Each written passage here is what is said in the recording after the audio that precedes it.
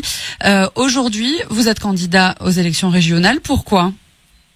Écoutez, moi j'ai envie de protéger et aider à protéger tous nos concitoyens. On voit bien qu'en matière de sécurité, d'immigration, d'emploi, peu de choses ont été faites alors que la région peut faire beaucoup. La région peut assurer la sécurité, notamment dans les lycées et dans les transports. Elle peut freiner la vague migratoire en n'aidant pas des associations pro-migrants. Et puis surtout, la région, par ses subventions, par ses plans stratégiques, peut aider à refaire une économie locale, une économie dynamique, plutôt que de voir nos usines fermées et partir au bout du monde. Je pense qu'il faut maintenant un président de région volontaire et non pas un petit administrateur qui signe des parapheurs sans vision stratégique.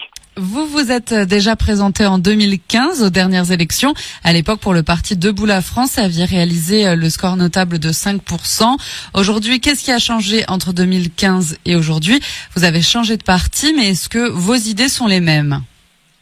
Oui, vous savez, j'ai changé de parti, comme vous le dites, parce que je pense qu'il y a un moment où il faut s'unir pour gagner. On va pas continuer comme ça avec des dirigeants macronistes ou pseudo-macronistes comme Monsieur Rotner. Non, je pense que maintenant, il faut se rassembler. Moi, j'appelle d'ailleurs à un large rassemblement. Il y en a déjà sur ma liste, avec des gens qui viennent d'ailleurs, de la droite populaire, des divers droites, même d'anciens LR. Il faut continuer comme ça parce que il faut maintenant changer les choses. Moi, je disais en 2015 que le Grand Est, ça allait coûter beaucoup plus cher et que ça serait moins efficace. Eh bien, on voit que c'est le cas. Plus 51% des frais de déplacement, plus 25% de la masse salariale. La Cour des comptes épingle la gestion actuelle. Il est temps et sage de retrouver nos 3 régions, que la Lorraine redevienne une région de plein exercice pour mieux gérer au quotidien les préoccupations de nos concitoyens. Plusieurs sondages ces derniers mois vous donnent favori de ces élections. Déjà, pourquoi ça, à votre avis ? Qu'est-ce qui fait la différence ? Et est-ce que vous pensez qu'aujourd'hui, les habitants du Grand Est sont prêts à tourner la page de la droite de Jean Rotner, qui, on le rappelle, est candidat à sa succession ? Si Jean Rotner était de droite, je crois que ça se saurait.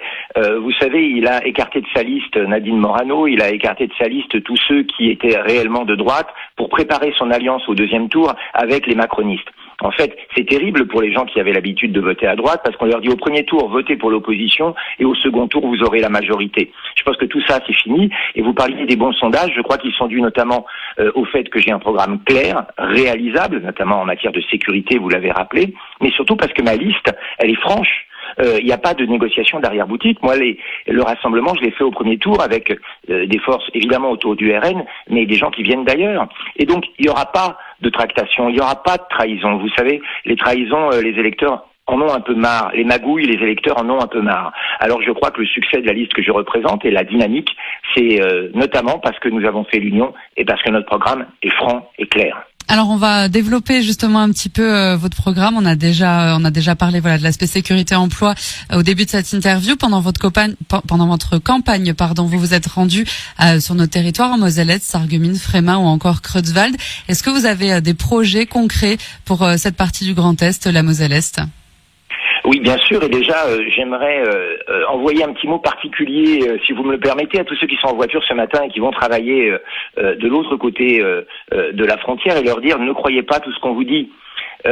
Évidemment que quand demain nous serons à l'exécutif de la région, votre vie ne changera pas, ou au contraire, elle s'améliorera. Nous n'avons évidemment aucune envie de fermer strictement la frontière et vous pourrez continuer à exercer votre travail.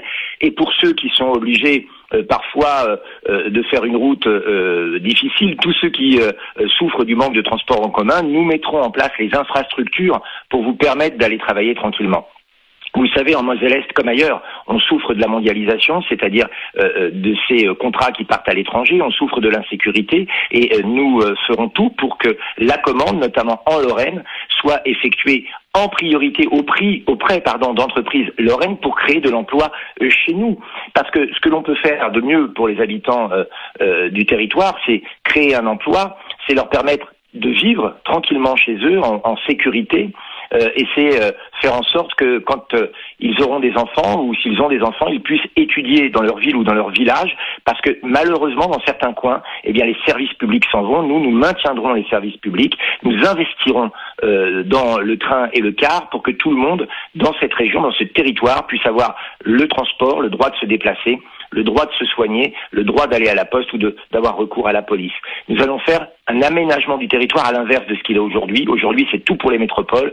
Nous mettrons le paquet sur les territoires des petites villes et des moyennes communes. Monsieur Jacobelli, merci. On arrive au terme de ces 5 minutes. Merci beaucoup d'avoir été avec nous ce matin. Je rappelle que vous êtes candidat aux élections régionales du Grand Est, tête de liste pour le parti RN. Merci, belle journée à vous. Merci à vous, bonne journée.